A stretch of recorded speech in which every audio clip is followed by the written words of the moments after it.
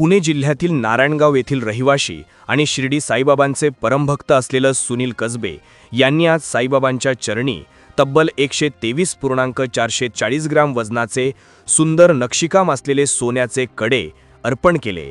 या कड्याची किंमत 13,12,538 रुपये असल्याचं साईबाबा संस्थानच्या वतीनं सांगण्यात आलंय।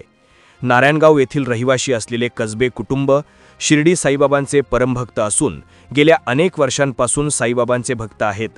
यावेळी देणगीदार भाविक सुनील कसबे यांनी सांगितलंय की साईबाबांच्या कृपेनं आम्ही लहान घरातून मोठ्या घरात गेलो आणि आमचं सर्व दुःख साईबाबांनी दूर केलंय।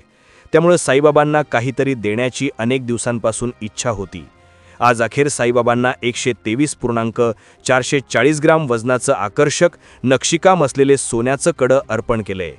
साईबाबांना सोन्याचं कडं देण्याचं कारण असंही की साईबाबांनी कायम आम्हाला त्यांच्या चरणाजवळ जागा दिली आहे।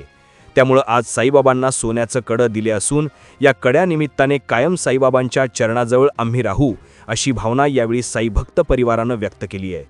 भाविकांना सुंदर नक्षीकाम कडं आज साईबाबांच्या चरणी अर्पण करून साईबाबा संस्थानचे मुख्य कार्यकारी अधिकारी गोरक्ष गाडीलकर यांच्याकडे सुपूर्द करण्यात आले।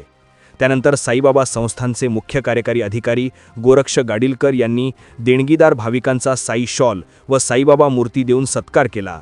भाविकांना दिलेलं सुंदर नक्षीकाम कडं उत्सव काळात साईबाबांच्या चरणाजवळ ठेवले जाईल असे संस्थानच्या वतीनं सांगण्यात आले। ओम साईराम। आज मला खूप आनंद होतोय का मी माझ्या परिवाराबरोबर बाबाच्या दर्शनासाठी आलो आणि बाबाला काहीतरी द्यायची मला संधी भेटली। कारण का लहानपणापासून बाबाच्या भक्तीमध्ये आहे आणि छोट्याशा पत्राच्या शेडमध्ये राहत असताना बाबाची भक्ती करायला सुरुवात झाली आणि आज मला बाबांनी एवढं सुखी जेवण दिलं आहे।